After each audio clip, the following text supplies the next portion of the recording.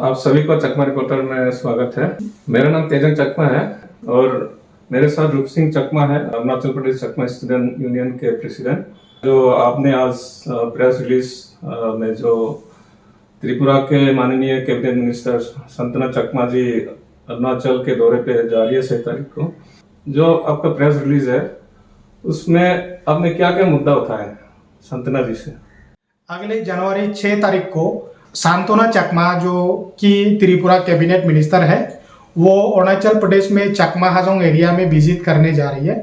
तो हम चाहते हैं कि वहाँ पे जाके एटलीस्ट 2 मुद्दा होता है। एक मुद्दा है आरपीसी रेसिडेंशियल प्रूफ सर्टिफिकेट, वो मुद्दा उठाए, और दूसरी है रिलोकेशन।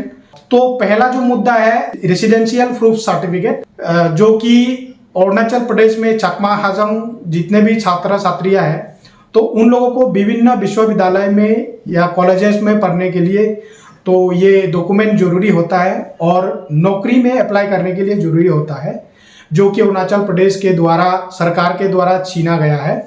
तो हम चाहते हैं कि वहाँ पे जाके संतना जी पब्लिकली ये इशू को रेज करे, अरुणाचल प्रदेश जो सरकार है उससे ये डिमांड कर दे कि जल्द ही जल्द उसको रिस्टोर किया जाए। और दूसरी है रिलोकेशन, जो कि सब लोगों को पता है कि चकमा हाजोंग लोगों को यूनियन गवर्नमेंट ऑफ इंडिया के द्वारा 1964 में अरुणाचल प्रदेश में परमानेंटली सेटल किया गया है।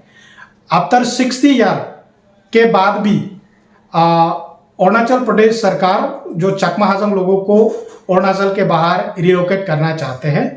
तो हम ये कहना चाहते हैं कि संतना जी ये मुद्दा रिलोकेशन मुद्दा बीजेपी सरकार को डिमांड करे, जल्द ही जल्द इसको बंद करे। जो प्रोपोजल है रिलोकेशन का, इसको ये इशू को उठाए। और बहुत सारे इशू है जो हम चाहते हैं कि वो जरूर वहाँ जाके चकमा हाजोंग लोगों के फेवर में उठाए।